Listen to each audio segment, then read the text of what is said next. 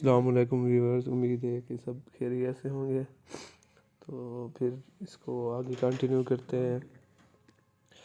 وہ ایک مشرق رویا مکان تھا، اس کا طرالدوان آخر شب سے آفتاب کا مراقبہ کیا کرتا تھا۔ اس مکان میں رات دن روشنی طبع روشنی کی روشنی پھیلی رہتی تھی۔ شعر و ادب کا سلسلہ ہمارے یہاں کئی پشتوں سے چلا آ رہا ہے۔ ہمارے بابا علامہ سعید شفیق حسین حسن علیہ 4 بھائی تھے اور چاروں کے چاروں شاعر تھے۔ اس کے علاوہ ہمارے محلے کے جد علی سیدہ بدال محمد انہیں دلی سے اپنے ساتھ امروہہ لے آئے تھے۔ انہوں نے اپنی باقی زندگی ہمارے قدیم دیوان خانے میں گزاری اور ہمارے جد علی کے مقبرے کے مغربی جانب دفن ہوئے ہیں۔ تو ہفتے عشرے بعد ان سے ملنے آیا کرتے تھے۔ وہ اپنے تذکرہ ہند گویا میں لکھتے رہے: میر سید عبدالرسول نثار مرد سید جہاں دید فیما صلاح اقضا اکبر ذات فقیر اور ابتدائی شاعری درخصب۔ جب میں نے ہوش کی آنکھیں کھولیں تو اپنے گھر میں صبح سے شام تک شاعری، تاریخ، مذاہب، عالم علمیت اور فلسفے کا دفتر کھلا دیکھا اور باعث مباحثہ ہنگامہ گرم پایا۔ اس تمام سرگرمی کا مرکز ہمارے بابا علامہ سعید شفیق حسین علیہ تھے۔ وہ کئی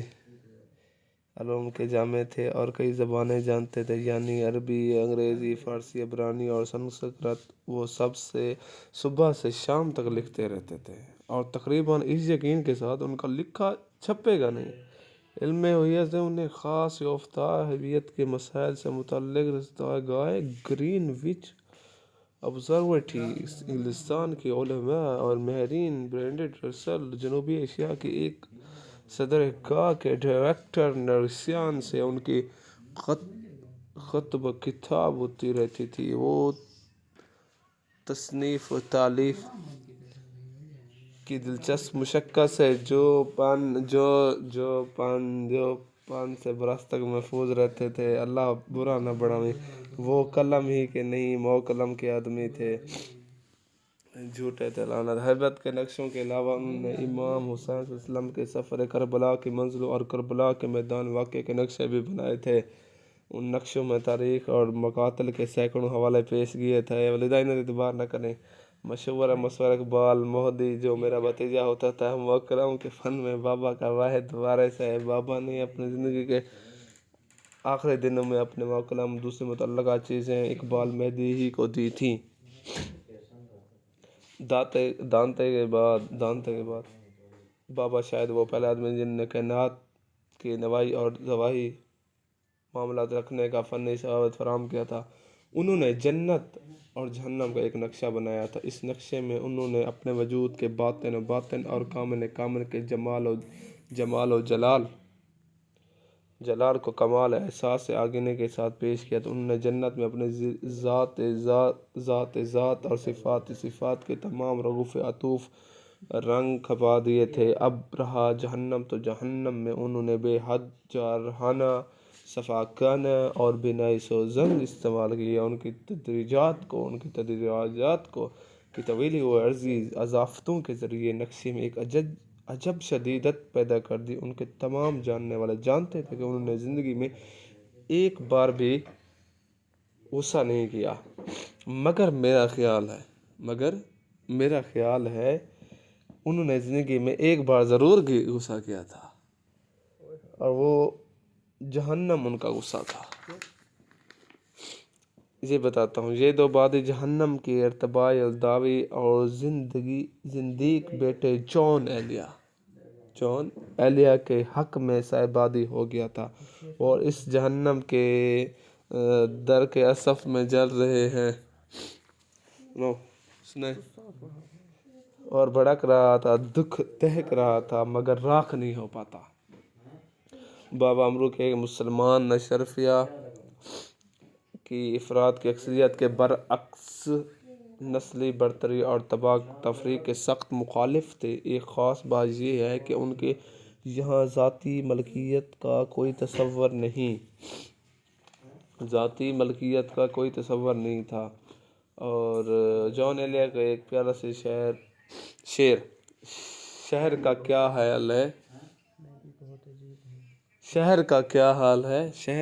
حال ہے پوچھو خبر، آسماں کیوں لال ہے پوچھو خبر، اب کے سینہ اس بدن افگار کا کس بدن کی ڈھال ہے پوچھو خبر، کیوں ہے آخر اس گلی میں اسراہم کون پر احوال ہے پوچھو خبر،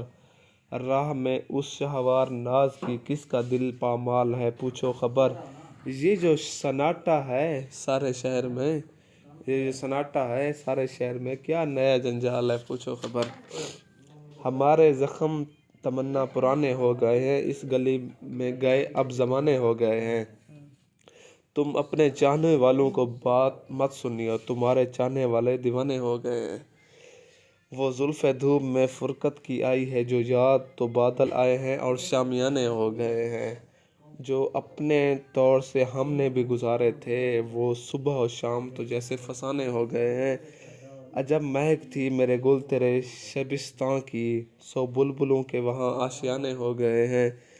ہمارے بعد جو آئے انہیں مبارک ہو، جہاں تھے کنجے وہاں کارخانے ہو گئے ہیں۔ کیا بات ہے، بہت اعلیٰ۔ تو اس کے بعد موسم سرما کی ایک سہ پیر تھی، میرا بچپن تھا، بابا مجھے شمالی کمرے میں لے گئے، نہ جانے کیوں وہ بہت اداس تھے، میں بھی اداس ہو گیا، وہ مغربی کھڑکی کے برابر کھڑے ہوئے اور مجھ سے کہنے لگے کہ تم مجھ سے ایک وعدہ کرو، میں نے پوچھا بتائیں بابا کیا وعدہ، انہوں نے کہا یہ تم بڑے ہو کر میری کتابیں ضرور چھپواؤ گے، میں نے کہا بابا میں وعدہ کرتا ہوں جب میں بڑا ہو جاؤں گا تو آپ کی کتابیں ضرور چھپواؤں گا، مگر میں نے بابا سے کیا ہوا یہ وعدہ پورا نہیں کر سکا، میں بڑا نہیں ہو سکا اور میرے بابا کی تقریباً تمام تصنیفات ضائع ہو گئی ہیں، بس چند متفرق مسودے رہ گئے ہیں، یہی میرا وہ احساس جرم ہے جس کی سبب میں اپنے کلام کی اشاعت سے گریزاں ہی نہیں منتفر رہا ہوں، جس طرح بابا 4 بھائی تھے اس طرح اب سے 1 برس پہلے ہم بھی 4 بھائی تھے، رئیس امروہی، سید محمد عقیل، سید محمد عباس اور میں، بڑے بھائی ہمارے بابا اور امی کی پھلواری کا سب سے بڑا اور سب سے خوش رنگ پھول تھے، وہ پھول گولی کا نشانہ بنا دیا تھا، قاتل شاید ان کا مرتبہ شناس تھا، اسی لیے ان کے دماغ کو اپنا ہدف قرار دیا، بھائی دماغ ہی تو تھے اور کیا تھے، میرے بچپن اور لڑکپن کے زمانے میں بھائی کی شاعری عروج پر تھی، وہ روحانی انقلابی نظمی کہا کرتے ہیں، وہ شاعری کا ایک ٹھاٹھے مارتا ہوا سمندر تھے، انہیں غیر معمولی ذہین اور حسین کہہ کر کچھ ایسا محسوس ہوتا ہے